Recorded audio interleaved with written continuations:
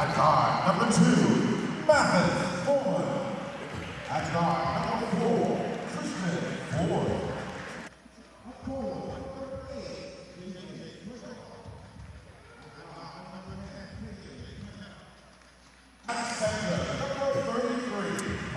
It's one more for the Racers as we end up this amazing week of hoops for the Murray State Racers in Nassau. It's game 3 for the Murray State basketball team in the Bahamas in the 2025 Bahamas Summer League as the Racers meet the University of Calgary Dinos. Hi, everybody, and welcome to our third broadcast in 3 days here from the Arts and Entertainment Center at Baha Resort here in Nassau. We've had an incredible week, and we're looking forward to game 3 here today. My name is Dave Winder. I'm the Associate AD for Communications at Murray State. And in so many ways, this has been a great week, from the practice time that Coach Ryan Miller has had to the games and the countless hours we've spent traveling together and hanging out here at the resort together makes for closer bonds as friends as well. But it's about time to get back to Murray with the semester beginning soon. And soon after that, the 101st basketball season in Murray State history, and the first under head coach Ryan Miller. And the final game today, a little bit of a switch of our opponent. We're going back to play the Calgary Dinos for the second time in 2 days. It worked out better for Calgary to play this game today and for us not to play another team from the Bahamas. So we're going to play the Dinos again today. The Racers won the first meeting 103-77 2 days ago, and in between that and the Racers win yesterday against Bahamas Raw Talent Elite 120-59. Calgary played Nevada. Head coach Steve Alford's team was here. They've already made their way back to Nevada. Calgary lost that game 94-60. So the season will come quick. Hey, it's 73 days now until the Racers get back on the floor October 18th with an exhibition game at Xavier. And we're about to get this one underway. The tip for Fred King of Murray State and DeAndre Francis from Calgary. Their center, he's out of Toronto. And the Dinos going with the same starting 5 they did when we played them 2 days ago. There's Francis inside. Also Dan Bomanis, Martin Sabalaskis, Aiden Smith, and we mentioned DeAndre Francis. And right off the bat, the Racers get it into Fred King, and he scores. He had a big game against these guys 2 days ago. 23 points and 11 rebounds. And he had 12 points yesterday. There's Francis. Kicks it out, and then a drive. Tough shot for Bomanis rather. Racers coming out there with it, KJ Tenner. The Racers starting 5 is a little different than game 1 and a little different than game 2, with Matisse Corbin and Tristan Ford in there for the first time. JJ Traynor, KJ Tenner, and Fred King also in the starting lineup for the Racers. So the Racers on top here early, 2-0. Francis going to try a 3. That's way off the mark. Hit the glass. It didn't hit rim. Here's Tenner, top of the key. And Traynor tried to make a move down the lane and gave it to King on the baseline. There's the cutter. Tristan Ford in the lane. That's like easy pickings right there. Tristan Ford out of Rockford, Illinois, freshman from Chicago Prep. He's gotten a lot of experience here in the early going. Here's Tenner with a steal, and he scores. Took it right away from Miranda Dhaliwal. And it's a 6-0 lead for Murray State. Sabalaskis, he is their best player for Calgary. Goes to the ground there, probably a foul. It was blocked. Sure, that's on Traynor. Yeah. First foul of the game on Murray State's JJ Traynor. No shooting there. They'll take it on the out of bounds left side. But Martin Sabalaskis from Lithuania, part of the national team program there, and has got significant international experience, and the Racers lost him there, though. That was an easy pass in for the Dinos' first bucket of the day to cut the Murray State lead 6-2. There's this high screen for Tenner, back to King. They're going to double team him every chance they get. And a cutter, Tristan Ford. Another easy bucket for the Racers, 8-2.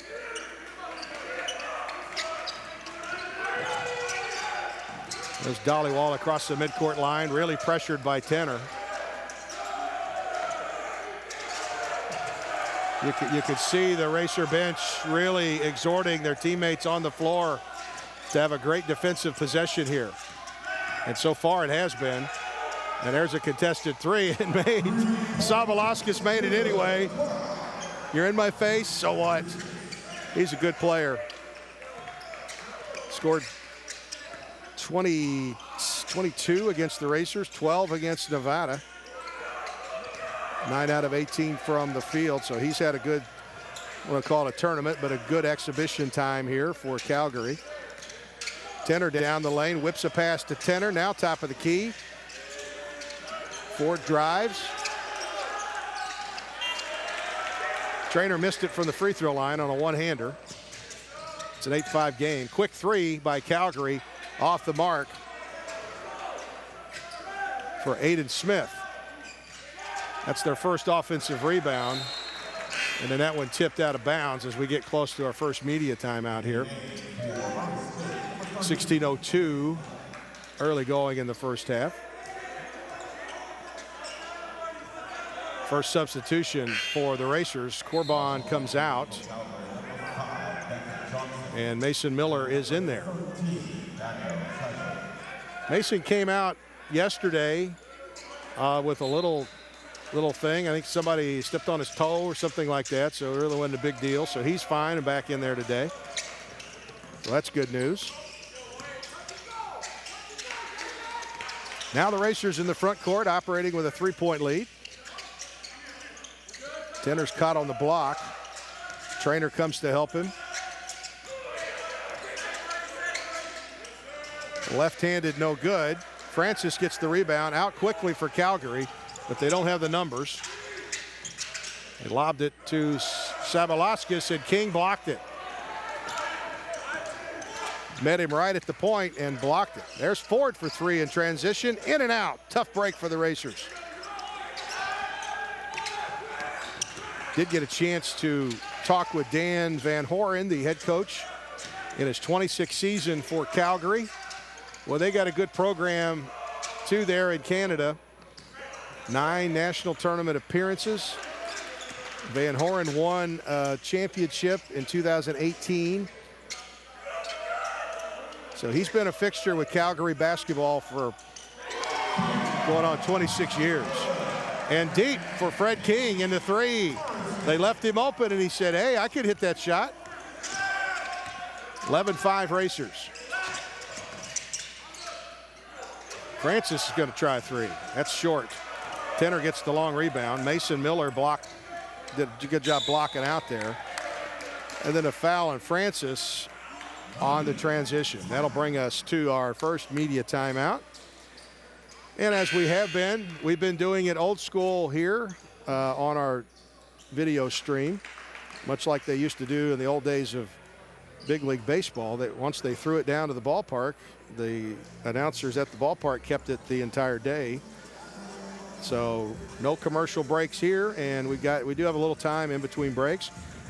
And thank you to everyone who's given me good comments on the fact that we've been running our staff people over to visit and to let you meet these 13 new staff members. Not only we have 15 new players, we got 13 new staff members, and you've met all of them except for a few that we're going to get to today. So before the first half is over here, we're going to bring over, I call him the greatest athletic trainer in the history of athletic training, Eric Frederick. We're going to get E-Fred over here in a little while. The amount of people that he has had a great impact on in his career at Murray State, just unbelievable. Eric's going to join us here mid-first half. And then we're also going to visit with Jason Naring, our new strength and conditioning coach, who was a two-time national championship football player at Wisconsin lacrosse back in the day. We'll talk about that a little bit. Jason's done a great job with our team in the area of strength and conditioning and also nutrition. And then we'll have general manager Ernie Kuiper on at halftime. That's always fun. And then graduate assistant Judd Wagner, who was a soccer player at Wofford. And we'll get into that a little bit later on as well. And then before the day is over, we're going to visit with Brooks Downing of BD Global, the company, the people that have put this tournament on and many tournaments that the racers have played in over the years. And man, this has just been an outstanding venue. It's well lit, and you got a great sound system, great court.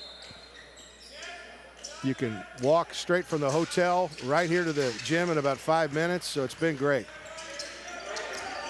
And getting outside at the beach has been great too. All right, we're back to action here as King and Dan Chioki were tied up in there. Chioki just checked in right before the media timeout. Also, Hayden Franson checked in off the bench. He's wearing number 10. And Ben Stoltzberg for Murray State has checked in, as well as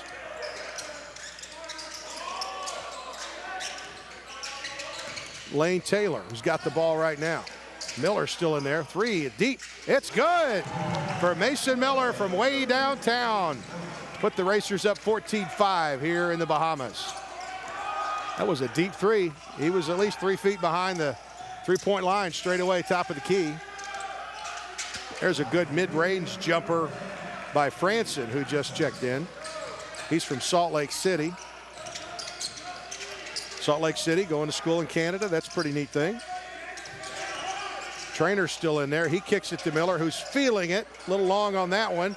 King cleans up the offensive board. He's got size advantage. Tried to dunk it and got fouled.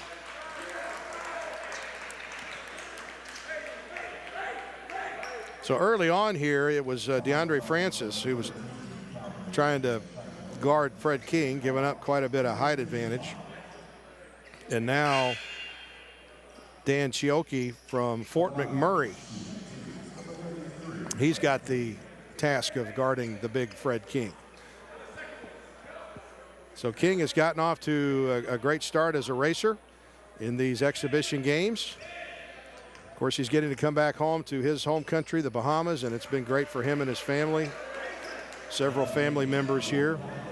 The first meeting against Calgary, King was 9 for 13 from the field, 11 rebounds, 23 points. And then yesterday scored 12 in the game against the Bahamas.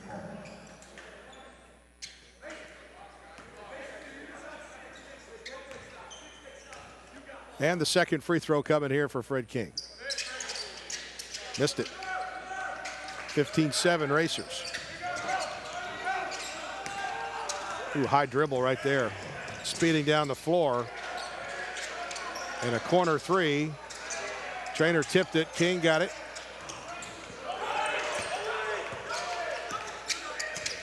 And the Racers and Lane Taylor come back the other way. Switch to the other side in a moving screen.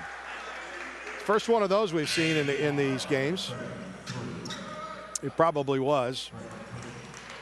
But at the same time, when you watch college basketball, there's a lot of moving screens going on.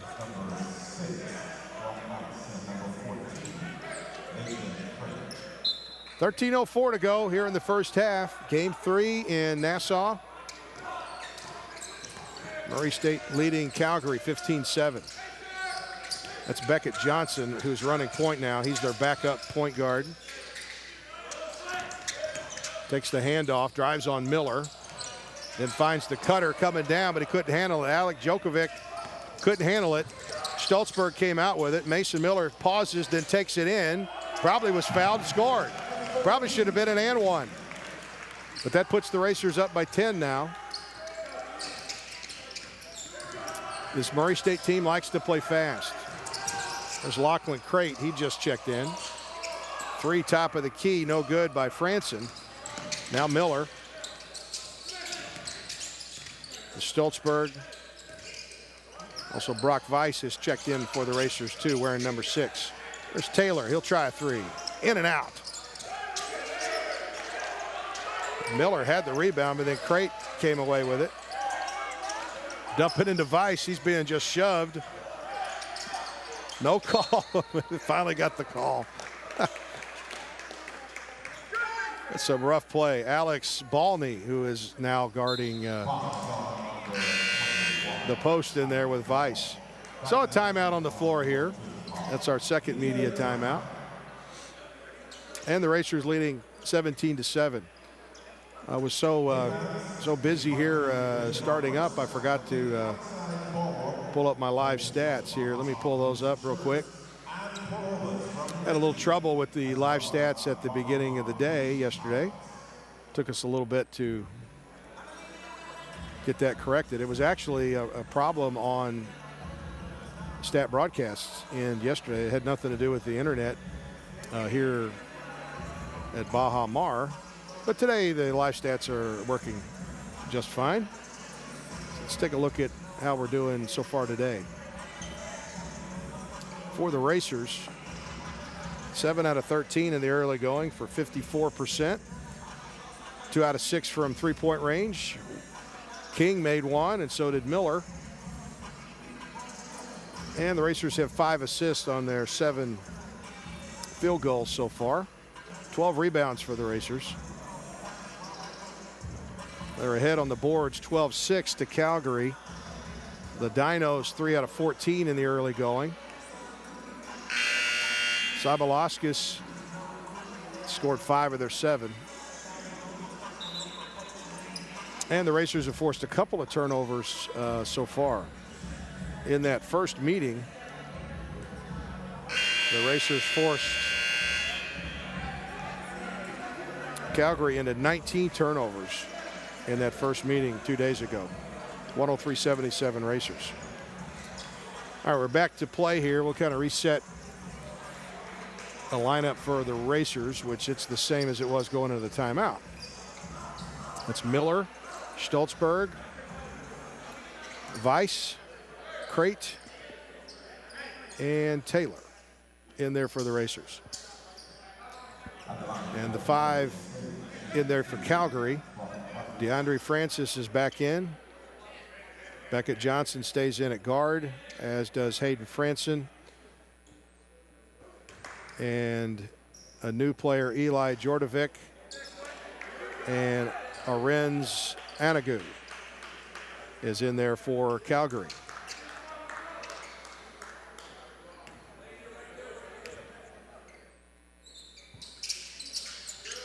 Weiss makes the second one.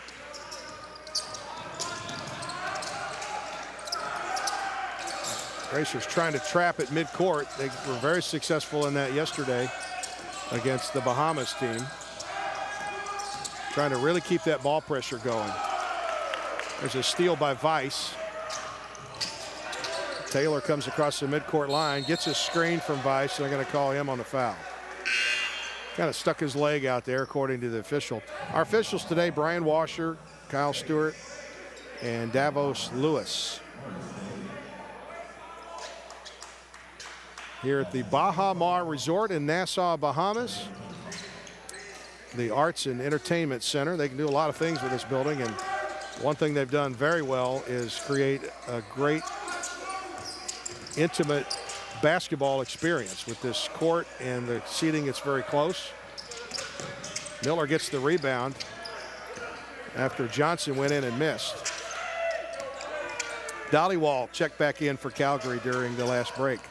Here's Weiss working top of the key. Screen for Taylor and a 3. Good! Lane Taylor from way downtown pushes the Racers up 21-7 with 11 minutes to go here in the first half. That's the third 3 for the Racers today. Dollywall pulled the trigger. He was inside the three-point line. Weiss gets the rebound. Taylor gets it to the middle, into Miller. Crate goes baseline, gets it blocked, and it was a clean block, and now a jump ball. Clean block there by Hayden Franson. He came flying in there and met Crate right at the rim with a clean block.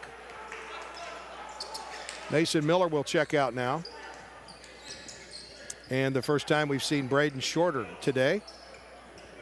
The transfer from Washburn. He has played well in these first 2 games. Off the inbounds.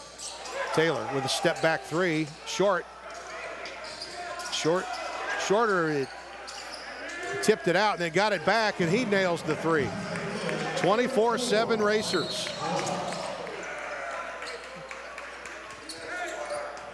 And I thought Calgary called a timeout, but it's another foul.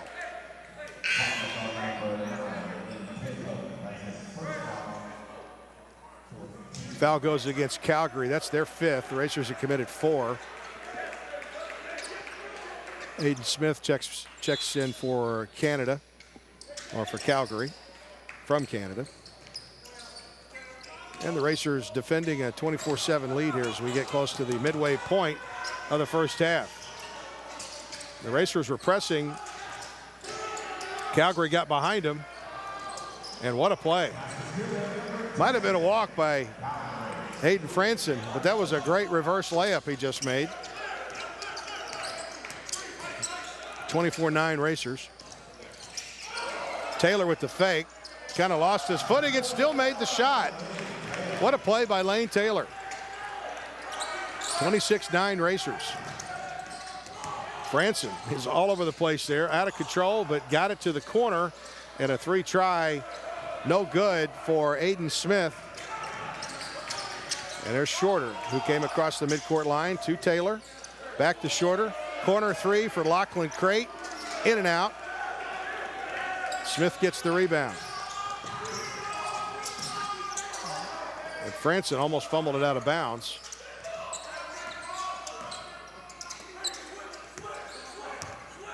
Head coach Ryan Miller still calling for more ball pressure over there as the Racers get another stop. On the break, Shorter almost threw it away. Saved it to Crate. There's Javon Jackson, who just checked in, and he hits a little runner down the lane. One thing Javon Jackson can do is he can just come right off the bench and give you consistent scoring. He could score it in a number of ways from the guard position. Beckett Johnson missed, and a late whistle on the foul. So he'll get 2.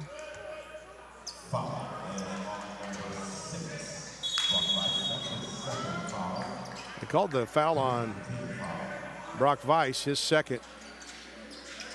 And it'll be team foul number 5 for the Racers. So the team fouls are 5 apiece. Murray State leads at 28-9 here on the timeout. And coming up here in just a moment, Murray State athletic trainer Eric Frederick is going to join us. And he'll be bringing his clipboard over here as well during our interviews during the game here regularly. Our coach has done a good job of talking to me and also keeping up with the stats that they happen to be keeping. Had a really good visit yesterday with Jerome Seegers, who last played at UNLV. And he showed me some pictures that he, I guess at some point at UNLV, I didn't really get all the story, that he had done some color commentary on UNLV basketball on TV. And I don't recall who his play-by-play partner was, but he texted him yesterday and said he saw Jerome on our broadcast, said he did a good job. So I think we may have someone there that could help us out on some TV broadcasts if we ever got into a pinch, Jerome Seegers. The thing about Jerome, though, he was 2 points from 1,000 in his career, and I told him the other day, couldn't you make one more basket, buddy? That's tough. But I tell you what, in Murray State history, if you put the list up of the guys who got over 900 points but never got to 1,000, that would be an impressive team.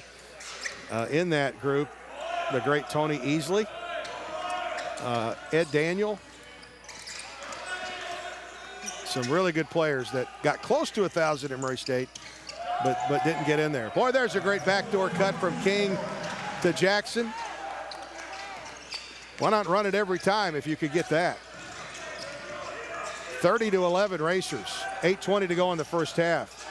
Dollywall into the paint. Tenner pulled his jersey, and now we got to travel. Tenner got away with a pretty significant jersey pull right there, and then they called Dollywall on the travel. So we've had a correction on our stat sheet. 4 team fouls for Calgary instead of the 5. I think they mistakenly gave them 1 at one point. King is cutting down the lane and fouled. I think it was Franson who got him. So Fred King goes to the line. The Racers not going to the line nearly as much today as they did yesterday. At halftime yesterday, they had 14 free throw attempts and made 12. And today, 2 out of 4, as King made 1 out of 2 his first trip. Misses that one, so he's 1 out of 3. And then Brock Weiss made 1 out of 2 a little bit ago. So the Racers now 2 out of 5. King's got another one coming. He's 2 out of 2 from the field, and he makes that one. 31-11 now. Racers by a clean 20. 8:03 to go here in the first half. Oh, there's a screen by Francis who just clocked J.J. Tenner. Hope he's okay, actually. That was quite a collision right there. Calgary misses, and here's Jackson on the run. Brings it out to Trainer. He'll take it into the paint. Now Jackson gets a little screen down there. King had a tip at it, missed it. Now there's Franson operating to the baseline. They tried to give and go with Francis. Now it's on the floor and a jump ball. And that'll stay with Calgary, and that'll get us to the media timeout.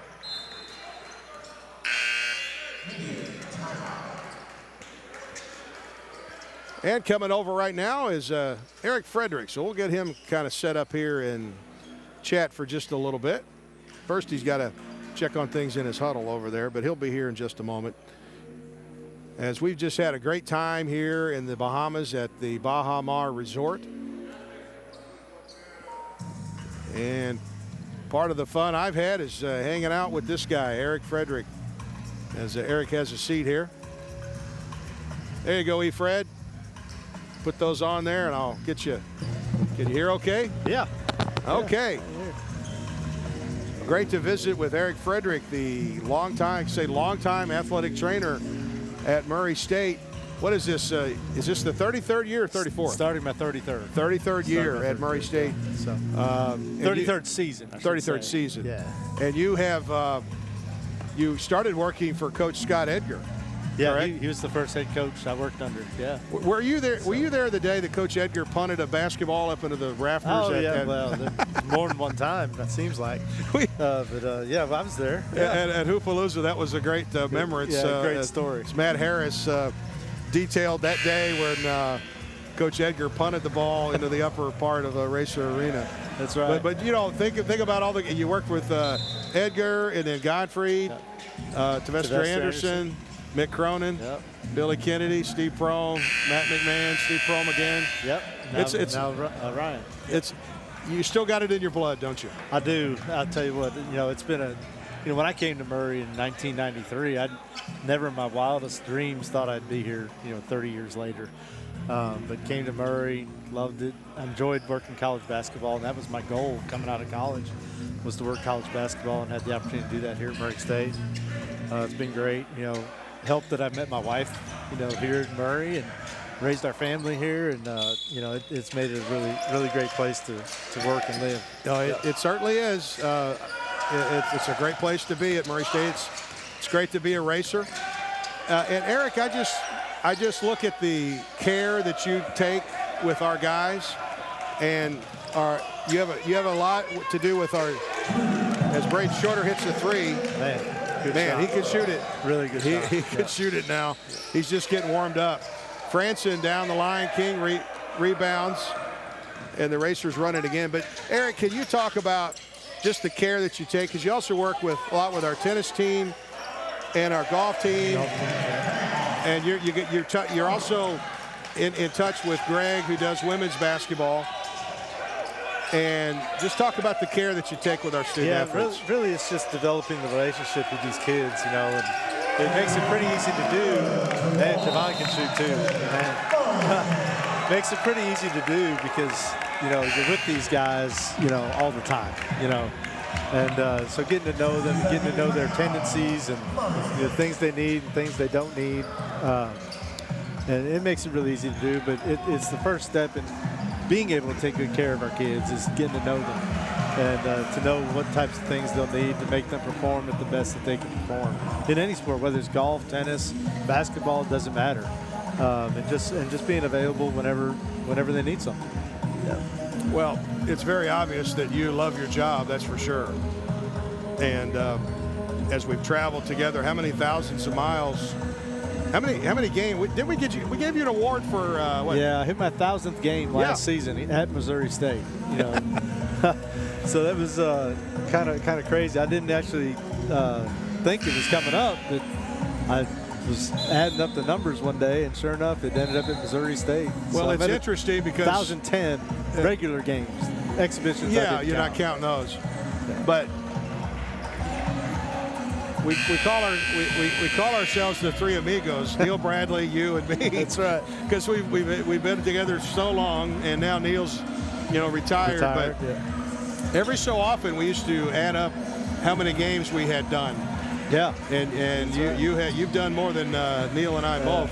Yeah, but it's been great. You know. But that was always amazing. That was never the goal. But that, no, you know, it's not. To me, the goal is, hey, let's get ready for the next game. Correct. I always say during basketball season, we're either just played a game or getting ready for the next game. And that's never more true than it is in the Missouri Valley, where we don't do travel partners, and it's a road trip every week. Every week, every other week at least is a road trip. Yeah. And you know, the change of the Valley, we knew that was going to be the case coming in, and it's a little bit different schedule than, you know, the OVC was, but. I think it's fun too. You know, the opportunity to go to new places and see different places in the league has been great these 3 years. And you've been right with this team since Ryan Miller became head coach, and you and I, we've watched it. What do you think about 15 new players, 13 new staff? Man, this staff has done a remarkable job putting a team together. I mean, and anytime you got a full 15-man roster to put together, that involves a ton of work. And these coaches went in and evaluated that talent and signed the best that they could sign in the shortest period of time I think I've ever seen anybody sign a team. Pretty amazing, really.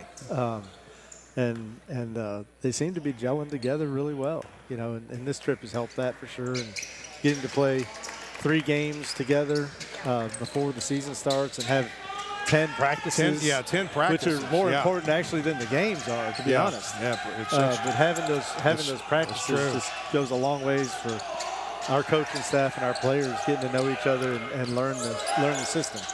Well, Shorter made a block right there. Racers up 41-11. This has been a really nice spurt for the Racers coming out of that last timeout. King swats it out of there. And Fred is going to be a problem. He is going to be a problem for a lot of teams. He certainly is. I'm sure glad he's on our team. I was joking with Fred the other day. He was watching the Nevada play the Bahamas team that we played yesterday. And I walked up to him. I said, Fred, you know these guys? He goes, yeah, they need me. And I said, well, they can't have you. you're ours. So glad to have him on our bench. No, they can't. They can't have him. He's ours for this season. Exactly. One season to play. We're glad he's with Murray State. Yeah. Shorter fouled the three-point shooter over there, Dollywall. Didn't mean to. Never mean to. But yeah, he got a little close and got him on the arm. But the Racers have had a good burst here against Calgary, and defensively right now the Racers doing a great job against the Dinos, who are just 4 out of 23 from three-point range for 17%. and 1 out of 12 from three-point range. So there are opportunities to score. They haven't capitalized on as much as they would like. The Racers shooting almost 52% on 15 out of 29, and they've hit 6 three-pointers out of 14 tries here in the first half. As Dollywall made the first one, missed the second one. So he'll have another one coming. Tell you what, Eric, the depth on this team is really going to come in handy, and it already is. It is, you know, and that's a blessing right there. You know, having as many players that are able to step in and fill any role, really. And it could be a challenge for Coach too. You know, figuring out who's going to play and who's not. And again, these 3 games have really helped him mix and match different lineups out there and help him evaluate all these kids. And, you know, it's going to be, you know, these 3 games are as much as help for the coaching staff as is the players. Oh, yeah, absolutely. Yeah, even if just practicing how you do your pregame warm-ups. Oh, for sure. Because all that stuff was new to everybody. Yeah, there's a whole art to that, too. As Ben Stoltzberg drives in and scores. Got a screen and scored. 43-13 Racers as we get to the 5-minute mark here in the first half. Game 3 in the Nassau, Bahamas. We'll get on the Big Bird and come home tomorrow. Johnson gets caught. Been really active on defense today, and coaches are going to like that. Balmanis gave it off to Jordovic, and he airballed a 3. Matisse Corbin in. There's Stoltzberg into the lane. Hands it off to King. He fumbled it just for a moment. Now Jackson, step back 3. In and out. King almost had the rebound. Now it goes out of bounds, and I think they got a foul on Stoltzberg. 4:25 to go in the half. So if you look back on your 33 years, 33 seasons, or 32 seasons, this is your 33rd. Give me your top 3 moments that you've witnessed with your own 2 eyes with Racer basketball, and then I'll give you mine. Gosh, it's fairly easy. I mean, the wins in the NCAA tournament are top of the list, really, you know, especially my first win in the NCAA tournament against Vanderbilt in 2010. Been several times prior to that, but that was the first time I'd witnessed a win. And then, you know, of course, we've had several wins in the NCAA tournament since then. So all of those are big. And, you know, aside from watching some of the individual performances of some of the players we've had over the years, you know, having the front row seat to watch John Morant play, and not only play in games, but watch him in practice every day was just an unbelievable experience, you know, getting to see a player like that play. Tristan Ford just checked in for the Racers, as did Lane Taylor. Down the lane for Miller, off the mark. King got the rebound and a Corbin. I tell you what, he's going to be great. He's going to be really good. He can slash to the basket. Yeah. He elevates very easily when he goes to the rim. He's 6'6", long. 6'6", and he can shoot 3-pointers. I mean, he can do just a little bit about everything. Sure. So he's going to be a good tool in the toolbox. There's King with another block. It leads it to a break for Ford. Ooh. Ahead to Miller, just a little too much on that one. Went out of bounds. But I tell you, if I had to pick 3, I'd pick 3 moments that had nothing to do with winning a game. One would have to be Isaiah Cannon's shot from his knees. Yep. That was an awesome play. Although we won the game. Yes, we did win the game. Yeah. The other one was the 8-for-8 3-point night that James Singleton had. I think it was 2002 against Eastern Illinois. That was an unbelievable that was a great night, because I don't think he missed a shot all night. No, he did not. And then I guess the third one would have to be Ja Morant at Auburn, which would have been his second season, December 2018. No, Alabama. Well, Auburn was 17, right? We played them at home his freshman year. Okay. I'm thinking about the game at Alabama then. Yeah. Because that night, his sophomore year, when he had that dunk at the end, which, by the way, I'm sitting on the baseline with 40 seconds to go. The game's over. Alabama's going to win. I'm there with Ed Marlowe for the Paducah Sun, Adam Wells from WPSD, and I got my camera, and he comes in and dunks that ball, and none of us got it. Nobody got a picture. Well, we were ready to wrap the game up. Right. Alabama would clear the bench. We left Jai in, and he was like, well, hey, and if y'all are going to give me a dunk contest shot right here, I'll just go in there and make a highlight play. And that dunk, he was already getting launched, but that just that just really elevated him, pushed him on to what ended up being, you know, him getting drafted after his sophomore year. So that would be my three. So my three is. And again, having the front row seat to watch that for 2 years was incredible. It was really fun. Man, really, really fun. So I tell people we had him for 65 games, and that was. It was some great 65 games. That was amazing, man. Yep. All right, well, I'll let you get back to it. All right, man. So Dave, what are you keeping here? Timeouts? I just keep timeouts and fouls for coaches.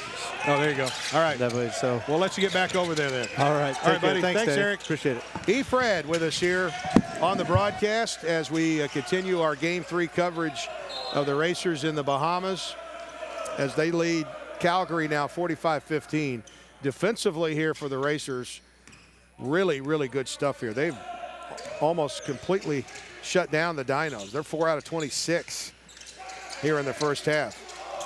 And darn near every shot's been contested. There's Miller driving it, tried to dunk it, missed it. Now it's on the floor, and Calgary comes out of there with it. 3 minutes to go here in the first half. Coming up at halftime, Murray State General Manager Ernie Kuiper will join us. Sabalaskis shot an air ball there from 15. But again, it's a contested shot that the Racers are involved in. Just not letting Calgary take any easy shots. King whips a pass to the corner. Now to Ford. A little fake and a drive.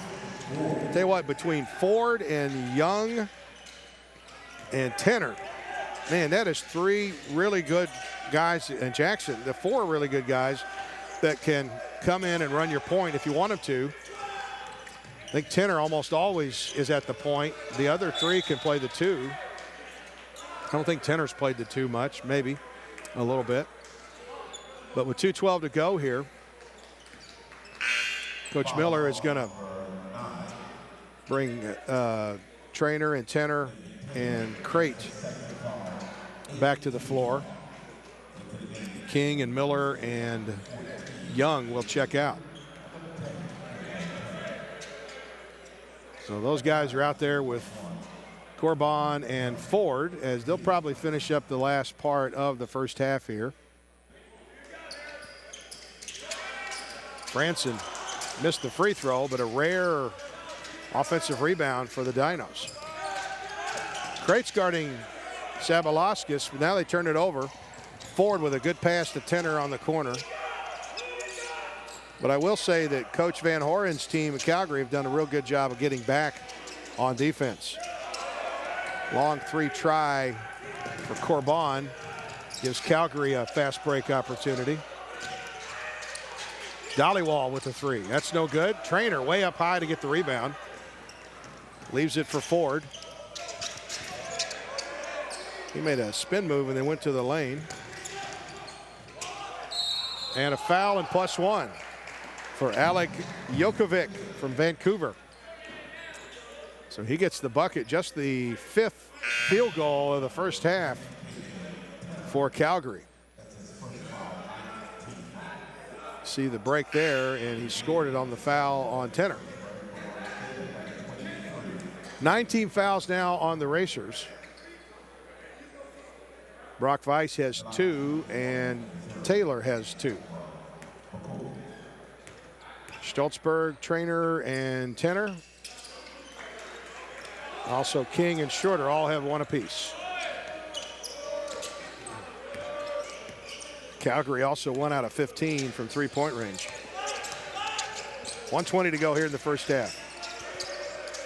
Tenner operates to Crate, back to Tenner. Stoltzberg leaves it for Corbin. He's in the lane, almost throws it away, but Trainer saves it. They tried for Stoltzberg cutting down the lane. But then they threw it away, give it right back to Lachlan Crate, who flushes it. And the Racers call a timeout here with 54.8 in the first half. The Racers using all of the timeouts at their disposal here to stop the game when they can and teach and diagram and instruct. And this staff is really tuned in as a group. I think they've really done a good job on the extra staff is really, I think, showing up in the area of player development. Because there are plenty of bodies who can assist whenever these guys want to get out there. And in the mornings, you go by the gym, and I come into work at a little before 8 o'clock, and they're all in there getting shots up. And this is outside the time of a team practice, and this is just on their own, getting in there and working on their game. It's just like back in the days where you'd get to the ballpark early and get some extra time in the batting cage. If you want to be a good hitter, you got to hit. And if you want to be a good basketball shooter, you got to shoot. And these guys are doing a good job of that, working on their craft. Now under a minute in the first half, Calgary and Murray State. Racers won the first game 2 days ago, 103-77. They lead it here 49-18.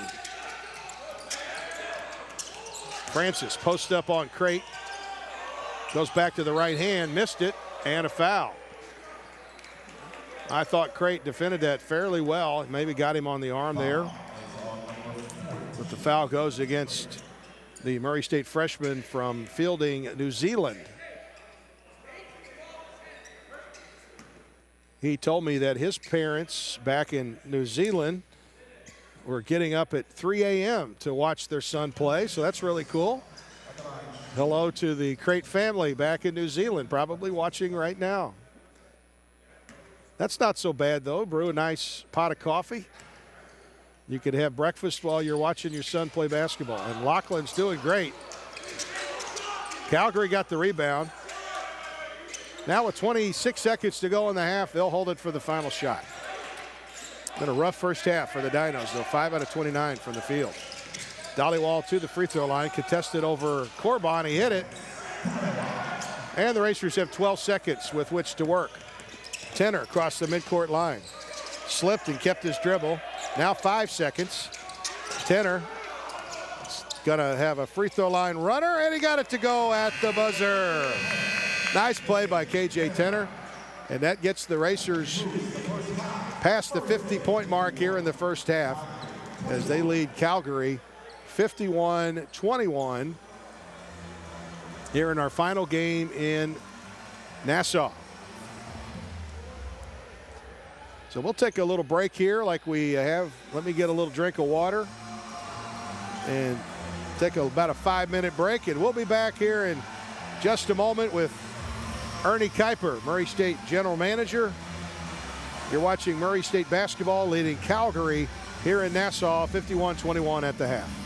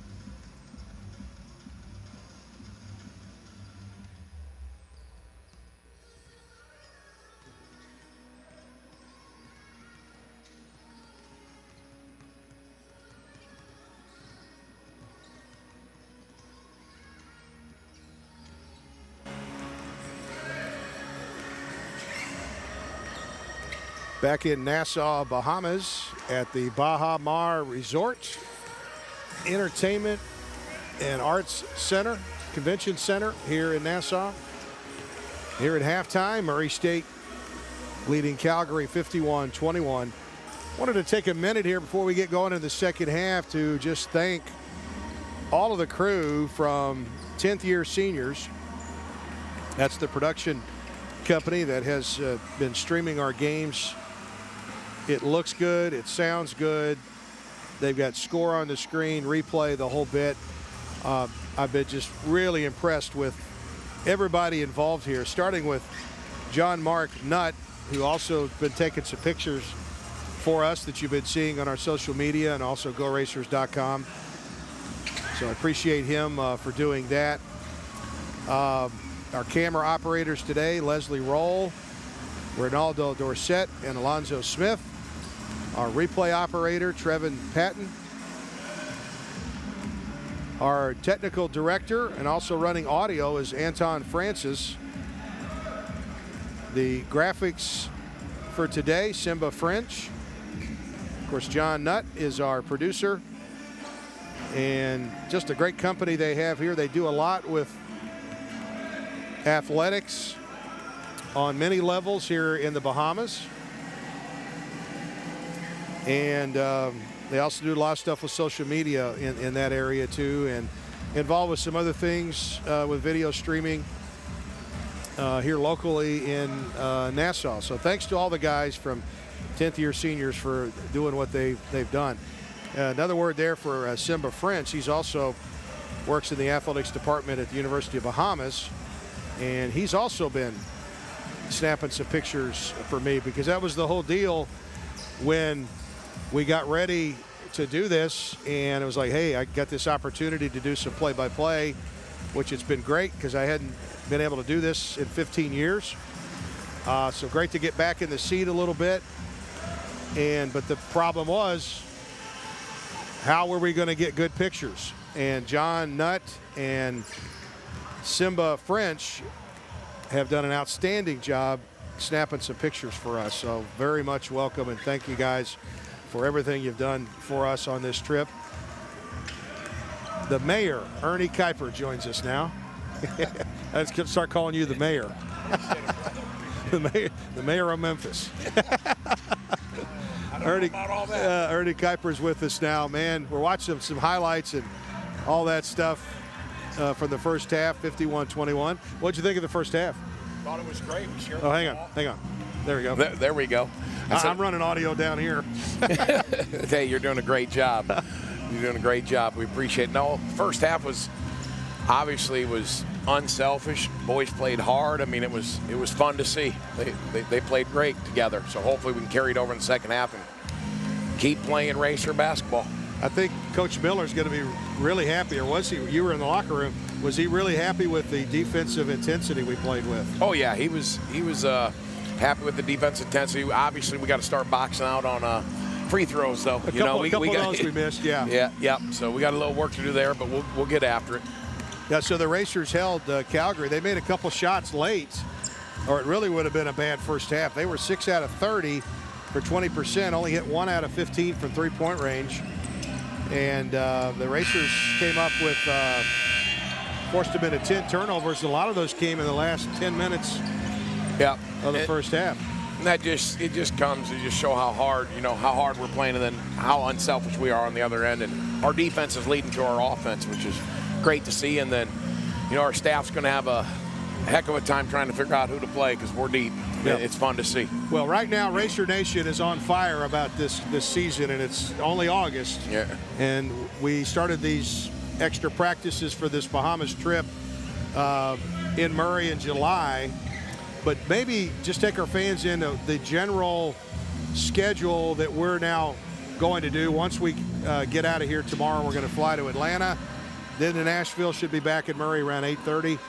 And the guys start with a little time off coming up here. But just take us through the rest of the summer and into the semester. Yeah, What's we'll have a little time off, and then we'll start back to work August 18th. So and then we'll crank in September and really start working towards. I think it's about 73 days, and we play Xavier, I believe. So yeah, I had that in my notes. Yeah. See, you know, great minds think alike. Right. So we're just going to get back to work and just. I mean, this has been so important again for our program when you got 15 new players and 18 new staff members, or you know, it's just getting the team bonding, getting everybody together, and you know, as we spoke about the last couple of days, it's just I'm just so thankful for Nico and you know his whole team and everything, and help setting this up and making it happen. It's been fun. Great. It really has. Trainer, the Racers had the ball first to start the second half. Nice play to get a couple of free throws here, and then the all-important first day of the semester is coming up too. So the guys will have to get their classes lined up and do a good job in the classroom. That starts August 19th. So they'll get back on the 18th and then right into it on the 19th. Yep. And we're very fortunate to have Matt Kelly there. He's probably tuned in back home. He'll have everybody detailed in the classroom for us. Yeah, we'll get detailed on where they're going and when and all that kind of stuff. No doubt about it. So Trainer, he hit 1 out of 2, I think. I kind of looked off for a minute. Yeah, 50, 1 out of 2, 52-21 now for the Racers. There's Francis, guarded by Fred King, and fumbled out of bounds. 11th turnover for Calgary. They tried the handoff there, but Aiden Smith couldn't keep track of that ball, and it went out of bounds. Boy, between Tenner and Jackson and Young and Ford, I really like our guard situation. Yeah, we got a little work to do, but they're great. They work their tail off, and we're going to get after. I like them too. I told KJ Tenner today, I said, we've got some pictures of him. And he's going to take a three from the corner and hits it. As if on cue, KJ Tenner hits the three from the corner, 55-21 Racers. But I told him, I said, we've got some pictures of him where he's off the ground with the ball. He's speeding down the court, and he's kind of leaning at a 45-degree angle. He looks like he's flying. He is a jet, man. Maybe that's what we should call him, KJ the Jet. Man, he could get down the floor. I don't ever seen a guy, maybe since probably John Morant. Now, John Morant could get from one end to the other pretty quick, too. Yeah. But KJ, man. Yeah.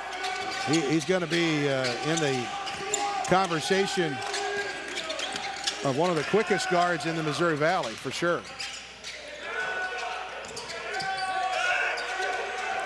They're communicating out there, man. They're talking. Yeah, you can hear him talking on defense. Yeah. That was a decent look for Sabalaskas there, but he missed it. Racers have done a good job on him. Corbin misses in the lane. He's looking at the official like it's a foul. How good has this trip been for you, Dave? Oh, man, it's just been incredible. I've gotten to know the guys. That's the biggest thing, is just to get to know everybody. There's a three-pointer on the left wing by Dan Bomanis. That's just the second three today for Calgary. Now 2 out of 17. Now, it's been a great week just to because I operate better when I know the people I'm working with very well. Right. And I know you all a lot better now since we've been spending 12 hours a day for a week. You know, it's been great. It has. Even, you know, from the boat ride. How about the basketball camp just getting more? Oh, wow. There's a lob up to Fred King from Tenner, and he pushes it in with the dunk. And we picked up some new Racer fans at our basketball camp. We certainly did. It's been great for Racer Nation out here. Now, that camp was fun. We had some little guys, and we had some younger guys in their teens that showed up. And nobody runs a hastily gathered basketball camp better than Jack Seltzer. That's right. Correct. I was out there taking some pictures, and he was like, okay, young guys over here. If you're above 12 or above 13, you're over here. And then we sent them to different stations, and it was fun. There's actually a photo gallery of that on GoRacers.com as well. Yeah, it was great. It was great for the Racers just to get out there and interact with the kids, and now the kids got somebody to look up to. And yeah, absolutely. There's going to be a lot of kids in Racer Nation are going to be looking up once they get to a game and get a chance to meet Fred after a game and get his autograph, and that's going to be great. So there was a foul on the three-point shot there. Bomanis went to the line, made the first two. And you probably heard Coach Miller box out on the free throw line. Yeah, as we discussed earlier. I think the halftime. Let's see. There. And he makes all three. Don't have to rebound this time. Well, Manis makes all three. 59-27 Racers. Into the second half here of our final game in Nassau. I guess it's been a couple of offensive rebounds off of missed free throws. And you don't ever want to give up one of those, let alone a couple of them in a half. There's Trainer. Lost it. Bomanis came up with it. Up to Franson, then the three in the corner, no good by Aiden Smith. Calgary's just having a hard time making their open looks today. It's just one of those days. It happens. Hopefully when that happens to the Racers, there'll be a day where they don't shoot so well, and then you got to win it by defending. Tenner, straightaway three, no good. Francis gets the rebound.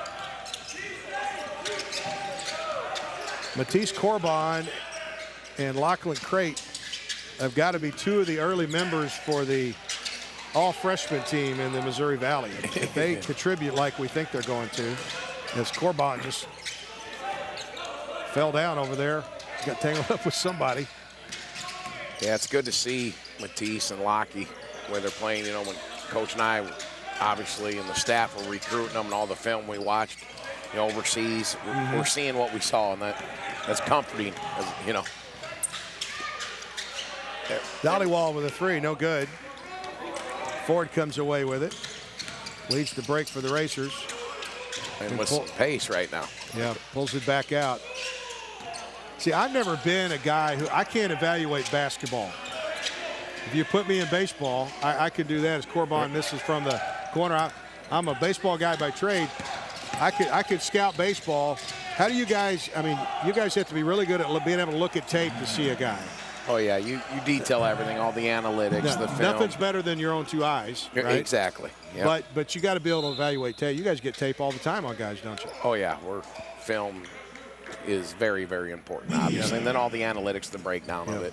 Our department, again, another shout out to Nick on, you know, helping us with the resources to make those things happen for our program, which is very important. Well, from a broadcast standpoint for Racer Radio and then for TV, I can't wait to begin pulling out some of those interesting analytic parts that we could share with our broadcast teams, because and even things that I could share in a game story or whatever, just to show. Because it's not only about points, rebounds, and steals and assists anymore. There's other things like I like to keep track of shooting too. Right. When you could say, hey, between this mark and this mark, they held so and so to 2 out of 18 while they hit 9 out of 18 or something like that. Right. But, every little tool helps. Are you involved in analytics at all? Can you speak to that? Just generally speaking, well, I can't. No, you're right on point. I mean, it's just all the details, everything we're doing, from how many shots a kid gets up, where he shoots it at. You know, if we get shot tracker in, you're talking, all right, say KJ comes in, he wants to shoot 500 shots a day. We're going to know exactly how many he makes, how many misses, where they're at, details, you know, where we got to work, where we want our shots at, etc. I mean, there's obviously way more to it than that, but that's just a brief explanation to it. Well, that's a good point, because I was just talking about games. Oh, yeah. We're now doing this for practices. Oh yeah, that's so where it's over the three, a long practice. There's a lot of shots going up and a lot of things going on, and it really helps the player too to know we did this 10 times in the game and I did this. Right, it's a major competitive advantage. Oh, it's needed, at the highest levels from the NBA. This is such a competitive, the NCAA basketball is so competitive. Any edge you can get, you need, and we've been putting ourselves in position to get the edges. It's basically knowledge. Yep. The more knowledge you got about what you're doing, the better you're going to be at it. That's right. No question.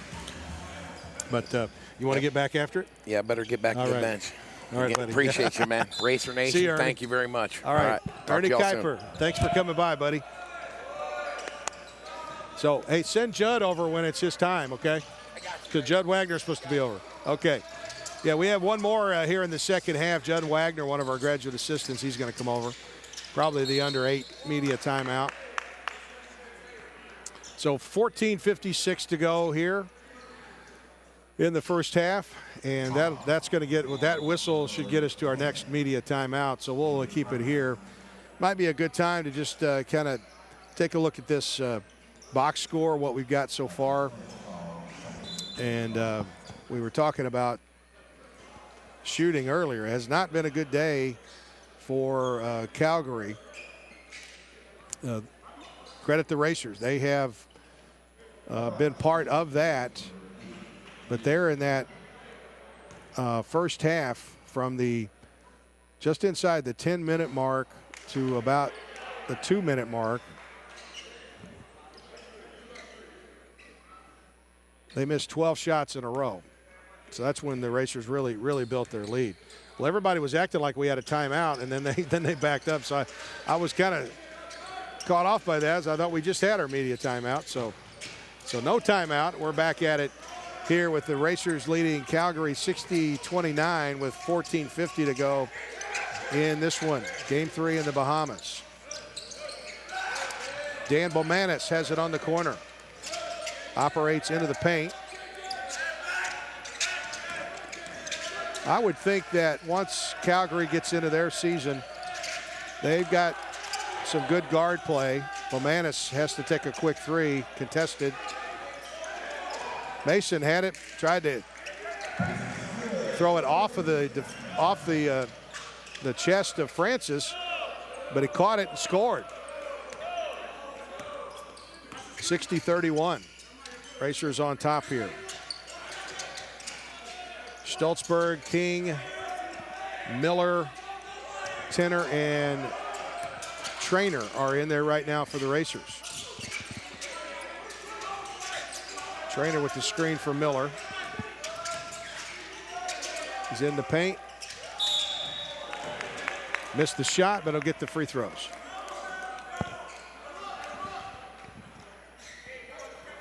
.48 in this one here, and Mason Miller going to the line. Miller out of Houston High School in Memphis. His dad, Mike Miller, is here this week as well, been taking some time off himself. So Miller's got family here as well this week in the Bahamas. Makes the first free throw. Coach Dan Van Horen a little upset at that last call and voicing that from his bench. That's 3 team fouls on Calgary here in the second half, 1 on the Racers, as Miller misses the free throw. 61-31 Racers.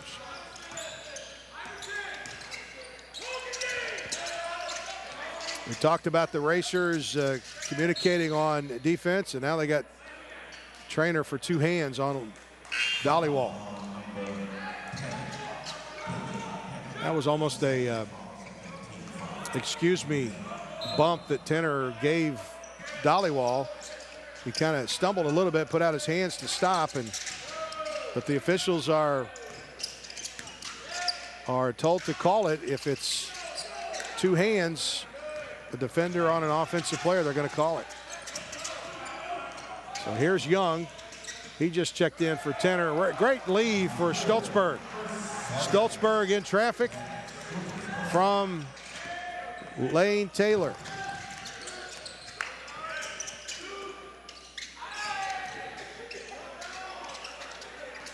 Another corner 3 clangs off the rim there for Beckett Johnson. It's been a tough day for Calgary. Trainer will try a 3. It's good from the corner for J.J. Trainer. And the Racers increase their lead 66-31.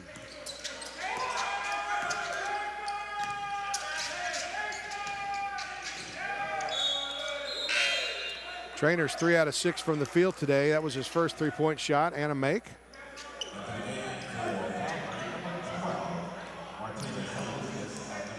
Lachlan Crate will check in and trainer will take a seat. So it's Stoltzberg, King, Taylor, and Miller, and Crate in there. Now that was a total fake right there, and it worked for Beckett Johnson. He kind of acted like he got fouled, and Taylor really didn't do anything to him. There's a three-pointer on the wing by Franson.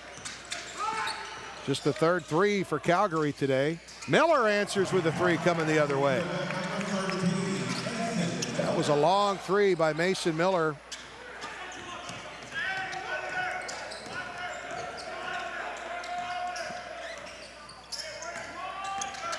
Franson's got it top of the key. Sabalauskas backs up, tries a three, and he hits. First time today, Calgary's hit back-to-back threes.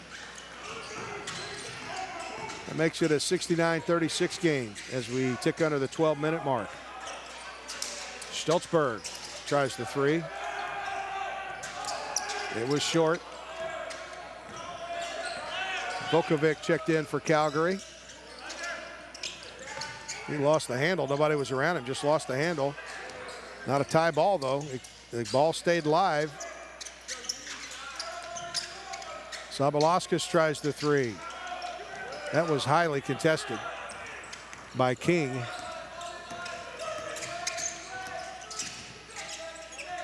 Lane Taylor to the wing for Crate.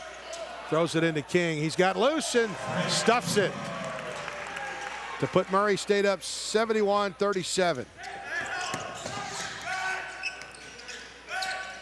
Beckett Johnson races to the other side.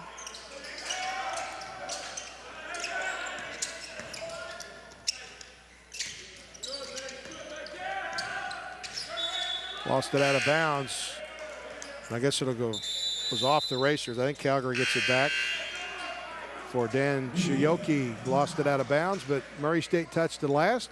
That'll get us to a media timeout here with 10:51 to go. Murray State leading 71-37.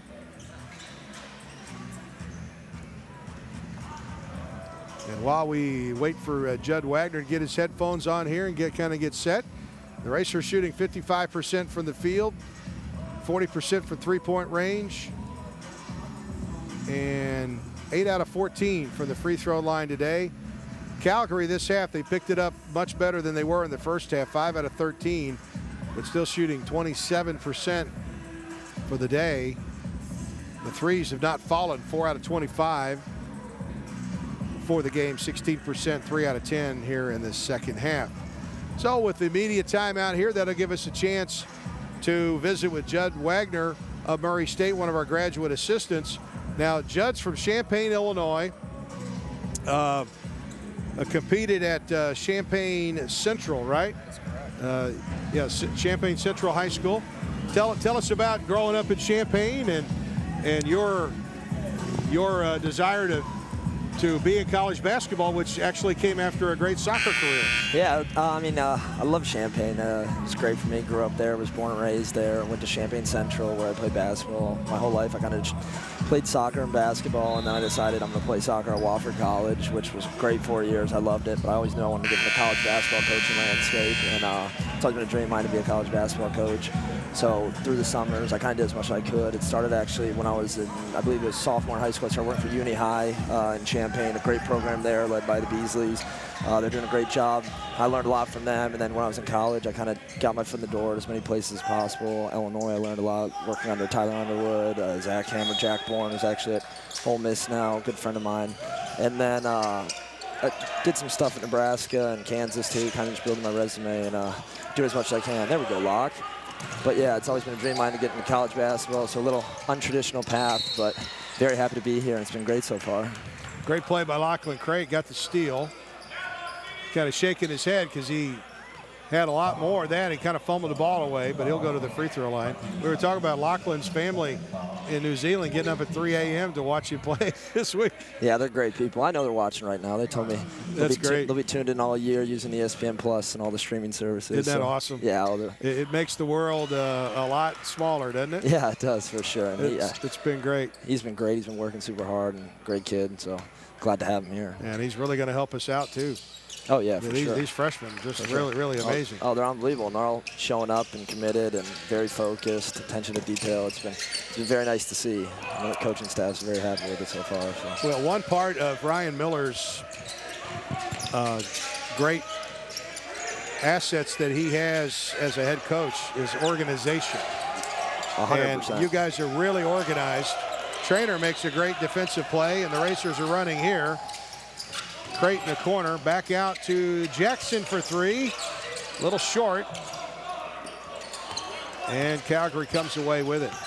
But tell us about your duties with the Racers and what you're responsible for. Yeah, so my official title is Assistant Director of Ops, but I kind of just try and be an asset in any way possible. I work with all sorts of stuff. I've learned a ton from Coach Miller and Jordan offensively on schemes, organization, attention to detail, stuff like that, which has been great. And then Ernie's obviously taught me a lot about the industry and all sorts of stuff. As you mentioned, organization's key, everything down to a detail, down to a T. But I've learned so much in my 2 months being here. And the people in Murray have been great to me. I mean, working at the CFSB right next to the women's program in the same building as the athletic department. I mean, you just meet great people and you can't ask for anything better. So I'm very, very fortunate to be here. Loving it so far. Yeah, we're loving having you here too. We got a great group. That's no question about that. Smart group. I mean, you got 7 GAs or whatever it is, you know. There's yeah, well, and you guys all depend on each other, and that's the great thing about this. And I like the way we do practices.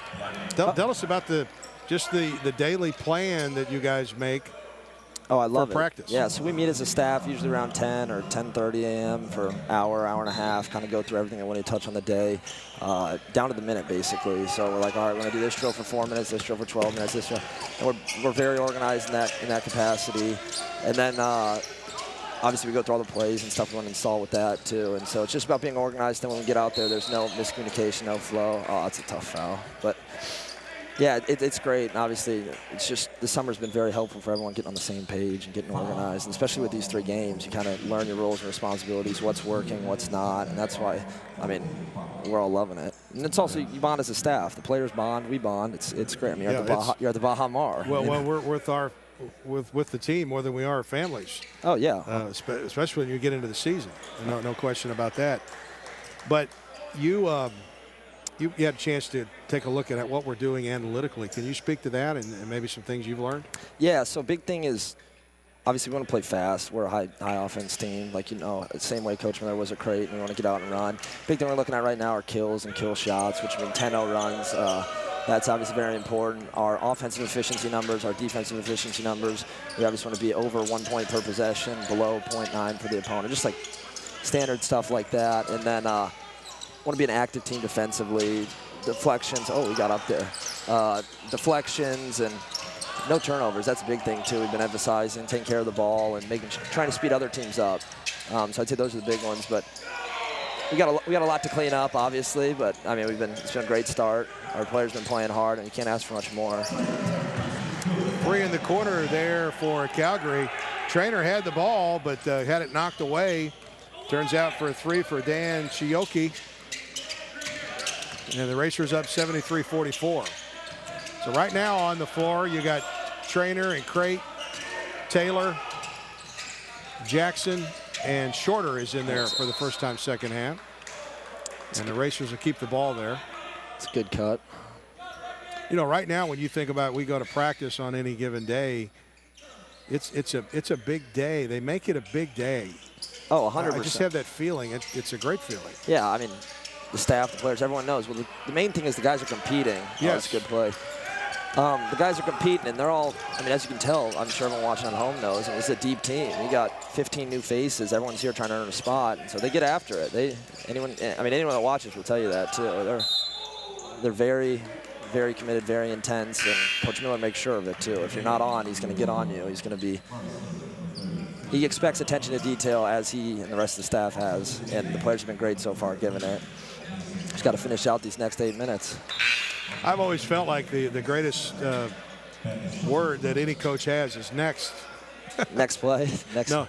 Yeah, well, next in. Next man up. Oh, yeah. Next man up, because sometimes I'm like, you know, if someone gets comfortable that, hey, I'm a starter, whatever, you know, that a lot of complacency can set in there. And 100%, you know, especially with this group. I mean, you see the talent. I mean, we've done 3 different lineups, 3 different days, and they've all worked so far. You know what I mean? It's a battle, and the guys know it too. And I think that's why it's been so beneficial, because every day in practice they're pushing each other to just get better and better. And they love it too, because I mean, you mix up the teams, you got to compete against your friends, and they're a tight group, which I think's been very pleasant to see. Kind of reminds me of my Wofford team in a way. Yeah. But yeah, I mean, it's great to see, and I mean, I'm loving every minute of it. I know the players are too, so I think this trip is very beneficial. So, good story. I've gotten 2 texts today about our golf shirts we have on. Oh, I love them. The baby blue with the racer logo. The baby blue. Had a couple of texts. Hey, where can I get one of those? I saw a tweet the other day. Someone was asking about the racer and the Bahamas shirt. They're like, they'd order that immediately. But yeah, the gear's been good, so shout out to Jack on that. Well, and this one here has got the old I call it the Snorting Dunker logo. That one? Yeah, I like it. The Snorting Dunker logo. And that we did a homecoming football helmet a couple of years ago, and we had this great homecoming video by Murray State Hall of Famer Austin Lane, who's a UFC fighter now. Yeah, I actually watched him in Nashville. And he did a great job with that. But when we did that logo on the homecoming football helmet, it wasn't too long. The Murray State bookstore had all kinds of throwback stuff from this logo. And if you look on GoRacers.com, there's a great story about how that logo came to be back in the 70s. Oh, really? So yeah, you'll have to check that out. Yeah, I think it's my favorite logo. I like the current one though too. Well, I love the throwback stuff. Yeah, the baby blue. I don't want it to become, because we have our primary logo now that we've had since 2014, and our logo right now is the best it's ever been. And that redesign in 2014, we're going to be able to have this logo for a long time. Yeah. And then you got that horseshoe logo with the rider and the horse in the horseshoe. That looks great on Murray State baseball caps. Good cut. Stoltzberg misses inside, gets his own rebound, and scores. It's good cut, good pass from Freddie. 75-46 Racers on top. That's right there. That's a lot of the stuff we're also trying to do, like cut without the ball, get to the hoop, you know, space them out, stuff like that. Easy baskets. Then here we go, get out in transition, see what we can do with it. King gets the rebound on the wing to. Just take it. Pass the layup. Taylor passed that up to Stoltzberg, to King. He tried to dunk his rebound. Now he's got 3 guys on him. Kicks it out to Shorter, now to Taylor. No one wants to shoot. And the spin. How about Shorter? No, that's off. I can tell it from here. And a long pass ahead to Jokovic, and he scores. And a foul. Oh goodness. That won't play well over on the Murray State bench. No, not at all. You can tell. Johans is up and getting at him right now. Yeah. Attention to detail's got to be better there. Yeah, get it up. You got a layup opportunity. It's tough. We missed some close, and then Taylor passed that shot up. I think he thought the guy was going to bite. Ended up reversing it. Yeah. So this half, the Racers held Calgary to 30% shooting. Or it was lower than that. It was like 25% shooting in the first half. Here in the second half, 9 out of 20 for 45%. That's not what we need.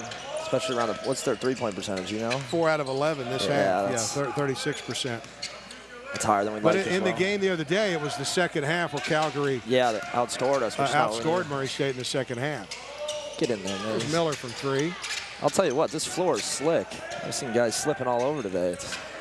Yeah, today it has been a little different than the first 2 days. It is the most humid day we've been here as well. I think that's got to have some factor. They were talking about it. But this event's been great. I mean, they've done a great job setting it up, been very helpful for us. Well, I do know that as Jokovic scores in the lane here, I do know that the reason it was so cold in here the first day was to really, because you've got 90 degrees and 100% humidity right out that door. Yeah, it's steaming out. And you let any of that humidity get in here with a basketball floor, it can get really slick in a hurry. I think they turned the AC up a little bit today. I think it's not quite as cold. First day I had my sweatshirt on all day. Yeah, it was steaming. And then nice and cool in here. But yeah, it was a good last possession by us. So maybe a little bit slicker today. Yeah, Miller on the break. He got fouled. Ouch. With 5:31 to go. So you're involved with the operations side, so you and Jack Seltzum are working closely together, right? Yeah, we work pretty much on all the day-to-day stuff, just making sure, like, whether it be travel or organization of practice, or kind of just try and help in whatever I need or whatever I can. Me specifically, Jack obviously does more of the bigger stuff. But yeah, it's been great. I mean, Ernie's been super honest, like, with what we need to get done, what we need to do, and their communication is great, which is another big thing. Like, they tell you, hey, we got to get this done before this or that done next, but just all about making sure everything's moving fluidly and well. But yeah, well, I'm loving it so far, though. I mean, as I mentioned earlier, the people have just been so great to me. I'm very fortunate. So. And the other thing is, you were heavily involved in the summer camps. Yeah, that was a big thing. So there's a lot more to that than you think there is. Yeah, especially with preparation for them and advertisement and all that. Kind of goes under the radar. But yeah, they went well. They were good. We're hoping to have more next year as well. I think you will. Yeah, I meant like bigger as well. But yeah, we'll definitely be doing them again. They were great. I know the kids loved them. The players like being involved, and it was a good time. Oh, it's a good pass. Taylor to Stoltzberg in this corner, no good. There we go. But then he gets on the floor. Oh, they got him for a foul. I thought he was there and made a nice steal. It's a tough call. It's good hustle.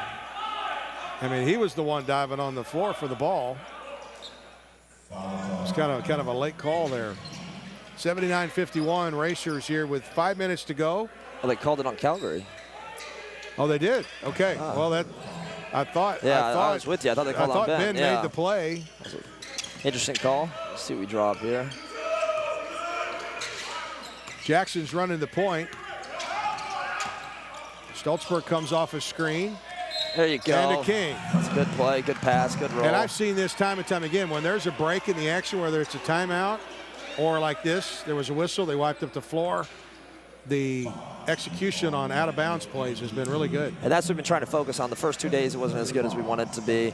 But today it's been better, at least the first half. I haven't seen our second half numbers yet, but it's been good. I mean, right there, that was good half-court execution. Good read by Ben and Javon there. And then obviously good finish by Freddie. 14 points now for Fred King. Yeah, he's been great. Great first half defensively. I think he had 5 blocks in the first half. I have to check on that. They never brought me a box, but he may have. Let me just pull up the first half box here. At one point, I know he had 9, 8. I think it was 3 and 5. I love it though. His parents are here. They're loving it. Oh, good take, Ben. There we go. Yeah, hit the baseline and scored for Ben Stoltzberg. Yeah, it's a good kick ahead. That's what we want to do. 84-51 Racers as we get to the 4-minute mark here. Yeah, that first half. And a three-pointer for Calgary. Just looking up Murray State's first half box. Yeah, King had 5 blocks there in the first half. You are correct. Oh, good take. There we go. Jackson gets to go on a... His ability to get downhill today has been great. He could score from anywhere. Yeah, he got to the... And he's going to be a great asset when you could bring him in fresh. Oh, yeah. During a game. He's a good player, experienced, obviously knows the league very well as he was at UIC last year. There's a quick three. There you go. Go. Off the mark by Bomanis. Miller gets the rebound. Tell you what, Dave, I like these seats over here. You got a nice courtside view. This has been nice. Yeah. It's been nice to sit. I've enjoyed this. This has been a lot of fun, man. That'll take us to our final media timeout. You want to get back to it? Sounds great. All right, Appreciate you having me, man. Thanks, Judd. Thanks a lot. It was a lot of fun. It's Judd Wagner, Murray State graduate assistant, and doing a great job here for us as we get to the final media timeout here with Murray State leading 86-54. And then the season is not far away, and if you are interested in getting season tickets, make sure you give the Murray State ticket office a call. 270-809-3000. And you can come by the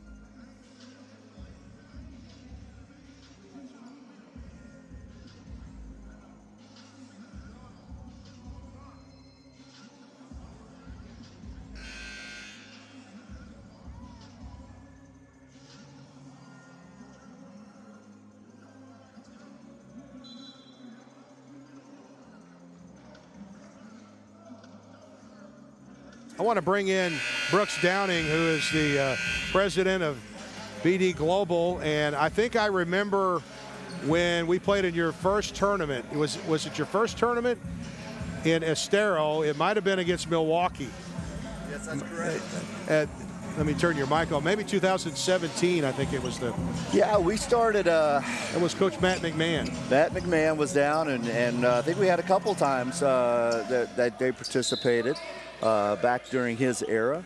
And I tell you, we've got some great events. Fort Myers is one of our staples. We started that in 2013.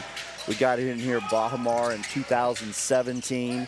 And we've just got a lot of history running a ton of college basketball all over the country and all over the Bahamas and all points in between. Well, Brooks and I go way back. You were the SID at Kentucky when I was at WPSD television in the 90s. We both had more hair. Some turns gray, some turns loose. Yeah, we both had more hair back in those days. But I always remember you always you were very kind to us because we would pick up with Kentucky after Murray State, because during the 90s we didn't win a game in the tournament. We win a bunch of times, but never able to win a game. And you would let us pick up with you guys. So I was there with you in '96 in San Antonio. Yep, 98 was San Antonio. 96 was New Jersey. There yeah, it was across 98. I was with you guys. And it seemed like you would pop up maybe at a Nashville, Vanderbilt game, something like that. We'd see you once or twice through the year. You might make it up to Lexington here and there, but then postseason play. We were always welcoming, you know, the nation's largest media fan base. Yeah, I've always appreciated that.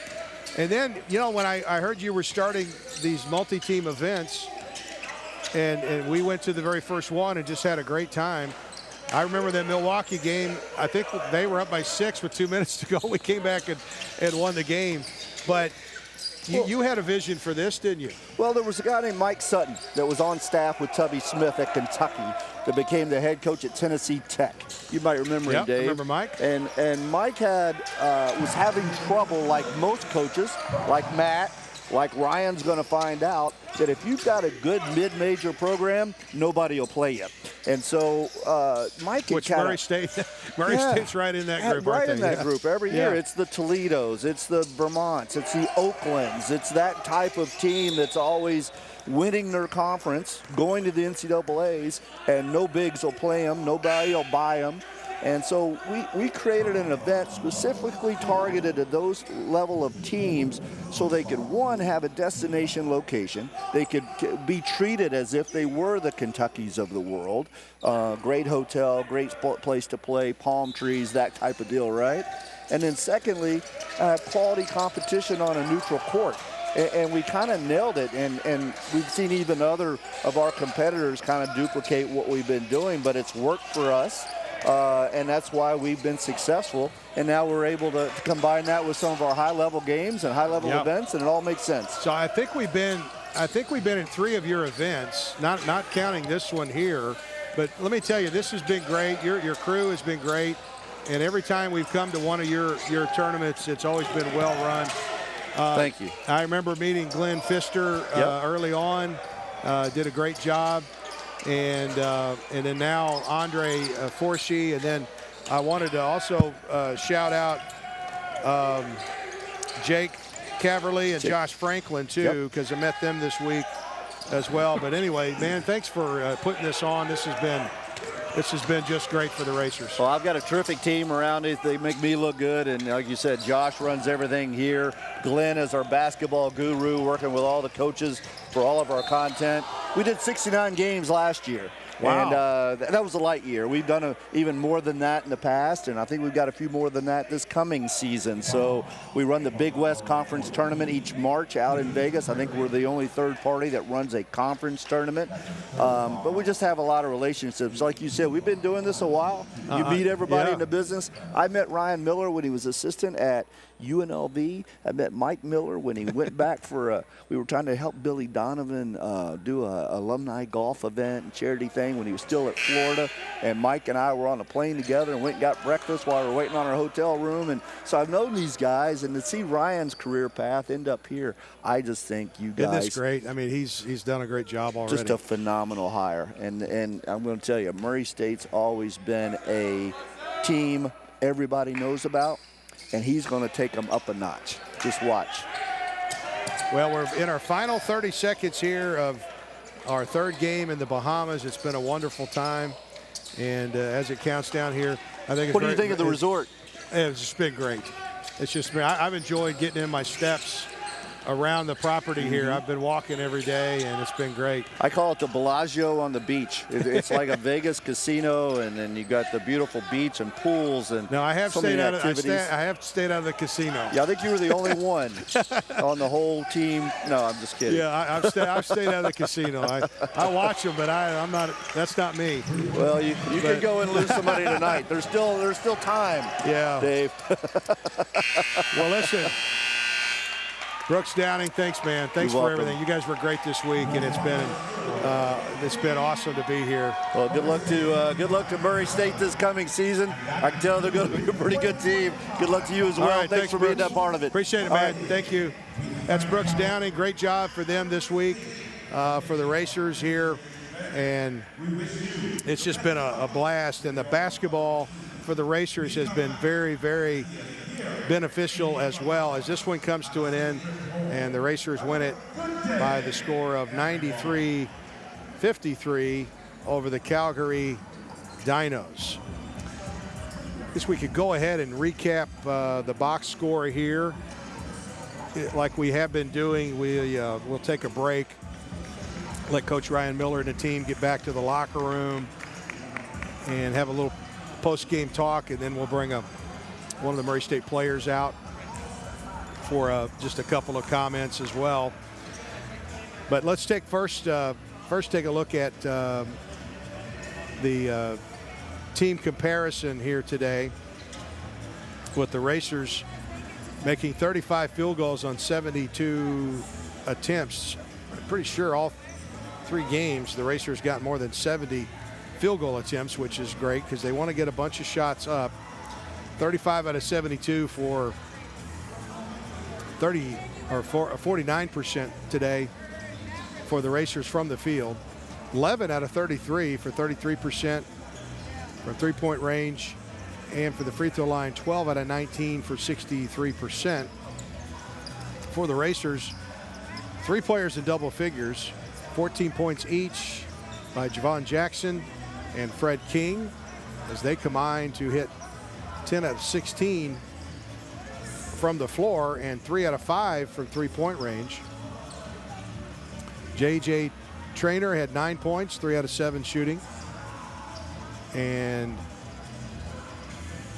Ben Stoltzberg, 8 points. And then 6 points by Tristan Ford. On the rebound side, no Racer reached double figures in rebounding today, but for the day, I'm sorry, Fred King actually did reach double figures with 14 rebounds. So 2 double-doubles for him here in the Bahamas. Mason Miller was very active on the boards today as well with 7 rebounds. The Racers assisted on 24 of their 35 field goals today. And for the Calgary Dinos, a really poor first half shooting. That was the tough thing for them. But for the game, finished up at 28% from the field, 17 out of 61 from the three-point range, 6 out of 31 for 20%.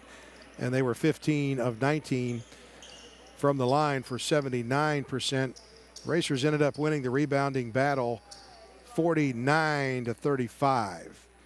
And that is the box score here as the Racers finish up going 3-0 here in Nassau. 93-55, the final score over the Calgary Dinos. This is Dave Winder, and it's been great being with all of you, and so many good comments on being able to watch the team here and get to know the team. And that, I think that the mission has been accomplished through our stream this week of not only showing you the games, but bringing in the staff for some interviews to get to know them as well.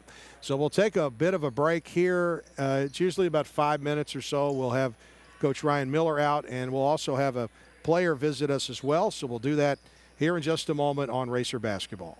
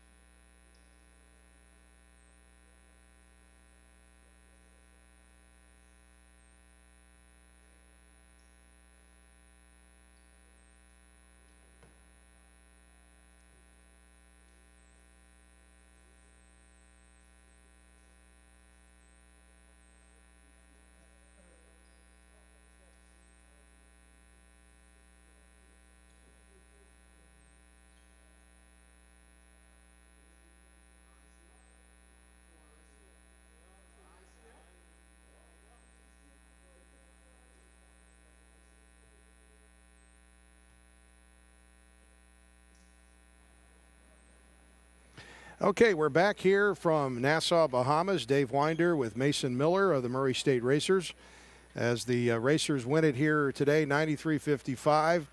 And Mason, 7 rebounds today for the senior, so that's a good day. You were very active, 12 points. Tell us about how the game went for you and the Racers today. Yeah, I mean, we came out and we knew the last game they scored a little bit more points than we really wanted them to do, so we knew we had to be more aggressive on the defensive end and get more stops, so that definitely helped a lot with us. But might turn your mic in there just a little bit. Thank you. No, it's all good. So I think one of the missions of this trip here was just everybody to get to know each other better. Yep. Tell us about that, because I know all of you a lot better than I did a week ago. Yeah, I mean, it's been exciting, being able to get the guys together, having everyone be able to go to the beach and go to the pools and everything. I mean, it's a special thing to do with your team. It really creates a good bond with your team and makes you be more ready for the season. Can you take us back to last spring, and when did the thought that, hey, maybe Murray State would be a great place for me to finish up my college career, and just, Ryan getting the job at Murray State, and how did that all kind of come down? And I know you're very happy with the decision. Yeah, I mean, having Coach Miller definitely helped a lot, but me and my friends always talked about, Fred King and Ben Schultzberg, we were all at Creighton together, and then also Brock Weiss, we're all at Creighton together. And the fact that we can bring each other together the same place, it's a big spot for us. And we knew that if we did that, it'd be a good season for us. So was that like, hey, I'm thinking about going to Murray State, why don't you look at it? Or because you got 4 pieces there. Yeah. So how did all that, did you guys have a conversation like, hey, how about if we go do this? Yeah, I mean, we had a whole FaceTime actually, and we had my dad on it too. And he talked to us, and he was like, look, if you guys do this, you guys have a good chance to do something special. So we thought about that, and we considered it, and that's why we're here now. Yeah. So speaking of your dad, he was here this week, and we all know the career that he's had. Mm-hmm. So tell us a little bit about kind of growing up with your dad being an NBA player. You obviously are a great basketball player as well. How did you kind of deal with that all through your high school? Because that's a lot of expectations too. And you had a great high school career at Houston. Mm-hmm. And just tell us about that a little bit. Oh, I mean, so I had my dad coaching actually for my last year. Mm-hmm. I don't know if everyone knew that, but I had him coaching that year, and we had a really good team that year. And you had a great team. Yeah, great team. We had some of the best players in the state that year, so it was fun for us. And it was comparing it to my dad. I mean, I obviously had a great. I think he won 3 state championships up to my one, but I mean, one of mine were cut off for COVID, so I had to get that back. But yeah, we definitely both had good careers. But on the other hand, your dad was a great basketball player. Mm-hmm. Do you have memories of just being on the court at a young age? Yeah. Because you had a ball in your hand, I'm sure, from the time you could walk.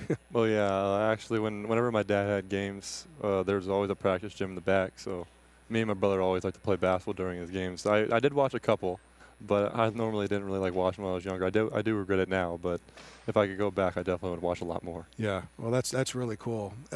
Really glad to have you here. And actually, Mason's being very modest here. He was a Mr. Basketball in Tennessee your senior year, weren't you? Yeah, I was. Yeah, now, Houston High School, was that 3A or was it 4A? 4A, I think. 4A. Yeah. And then here we are with KJ Tenner, another former Mr. Basketball in Tennessee from Cordova. Yeah. Now, did you guys ever play Cordova? I don't think I ever did. I know Brock did twice, but okay. I didn't know if that had happened. I'm going to have to dive into more of that because Tennessee high school basketball is very, very good, especially in West Tennessee. Yeah. Oh, definitely. We all know that. So taking a look at the depth on this team, let's talk a little bit to the depth because we've got a lot of guys that can flat play. I mean, let's just say that right now. It's going to be an interesting dynamic, the depth of this team. Yeah, definitely. I mean, all of our guys, 1 through 5, we have a sub that's basically different from the guys in. Like me, JJ, he's athletic. He's one of the most athletic people I've ever seen. And then I'm going out there to shoot it. And we got Braden out there, Matisse. I mean, we got Ben, Javon. I mean, everybody, really. 1 through 5, we got a sub that does something else that the other person can't do. So, I mean, we have a special lineup set. No matter what we were playing against, we have something for it. And then just speak to the daily routine of practice and how organized it is, and and how much you guys have to bring to practice, because there's a lot of competition at practice. Oh yeah, a lot of competition, and we have practice similar to how we had it at Creighton, since Coach Miller was there a lot. So having practices like that, I'm kind of used to it, so I can help the guys adjust to it and everything. But I mean, it's very a lot of competition in practice, so it's been exciting. Yep. All right, buddy. Thanks for stopping by. Thank you very much. Appreciate it. All right, Mason Miller here, Murray State Racers, as they win it here. Game 3, 93-55 over Calgary. And head coach Ryan Miller is here, and he's going to make his way over. So we talked about what's next for the Racers. Some time off for the guys next week, as many are going to be flying home on this trip here to get home for a few days. And then the next one is October the 18th, and that's an exhibition game in Cincinnati against Xavier. And that is like 73 days away. So, Ryan Miller, that's not too far from now. It'll be here before we know it. Yeah, time always flies, and it was a good trip for us, and got to see a lot of stuff and play a different combination of players and see what we had on the roster, and see. It was a tryout for our coaches too, like trial and error deal. So clean some things up we need to clean up as coaches, and help the players clean up some of the mistakes and miscues they're making too. So today's game, a third different starting lineup. Have you ever had a team that is as deep as this one here that could be? Yeah, I mean, we got a very deep team. Obviously, the margins are small. Who's going to play? Who's not going to play? We had 3 games here to really do a lot of evaluation work. To see where each individual are and how they fit with our team chemistry. So it was really good to see that.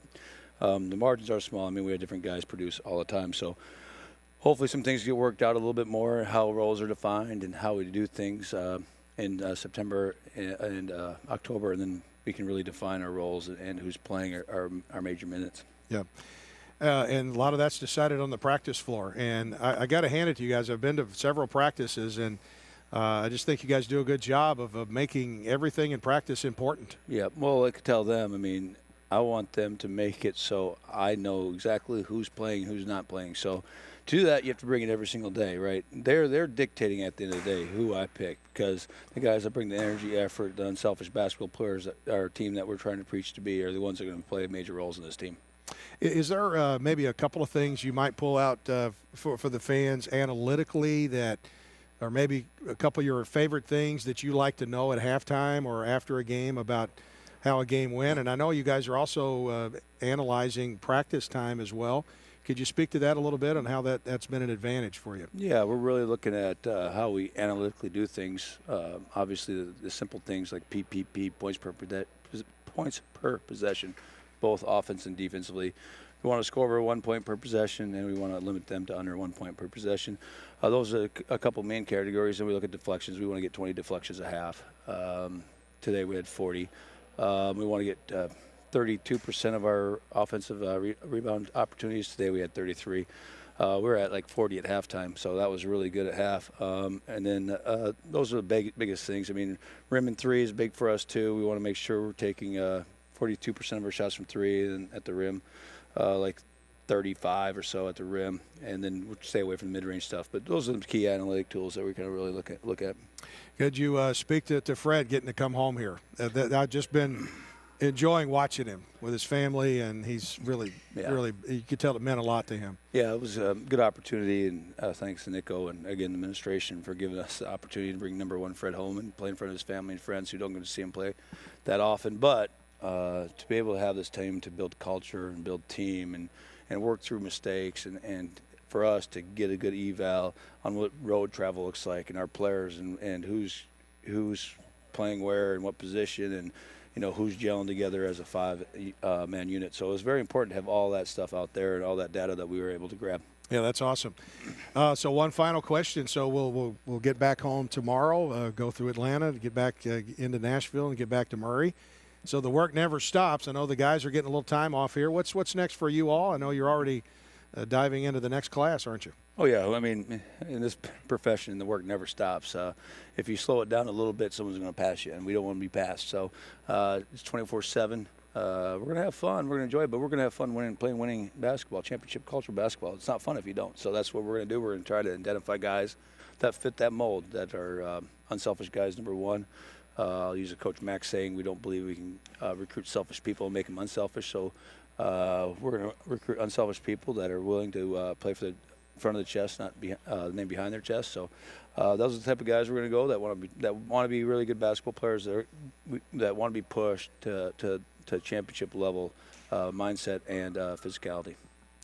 I'll tell you what, I've had a blast. I wasn't expecting us to be able to stream the games, and then Nico made it happen. And man, what a fun time this was. So it was just really great watching you guys. Yeah, it was awesome for our fans back home to kind of get a inside peek look at what these kids have been doing for 8 weeks, and they've really been busting their tail end. So everybody from coaches to staff to administration to you, we've really busted and put this baby together, and to see it come into fruition and the players play and the chemistry being built and the bonds being built has been really awesome to be a part of. All right, man. I'm enjoying my part very much. So thank you. We are too. So we got good people around, so that's good. We sure do. All right. Head coach Ryan Miller, thanks for stopping by, Coach. And like we said, it's not going to be too long. We're going to be right back to it October 18th with that exhibition contest at Xavier. And then we have a couple other things with the schedule that are still coming up to be announced. And we've gotten a lot of good comments as we've gotten these games confirmed. We've been releasing those, and that just builds the excitement as you can look on the scoring or the schedule page at GoRacers.com right now, and you can see the games that we've got scheduled instead of waiting till they're all done and then putting it out at the end of the summer. You can see it build there. So this has been fun. I've really enjoyed it, and again, thanks to Nico Yanko and all of our athletics administration who are holding down the fort back in Murray for making this trip possible for Murray State basketball. The final score, once again, Murray State 93, Calgary 55. This is Dave Winder saying so long from the Bahamas.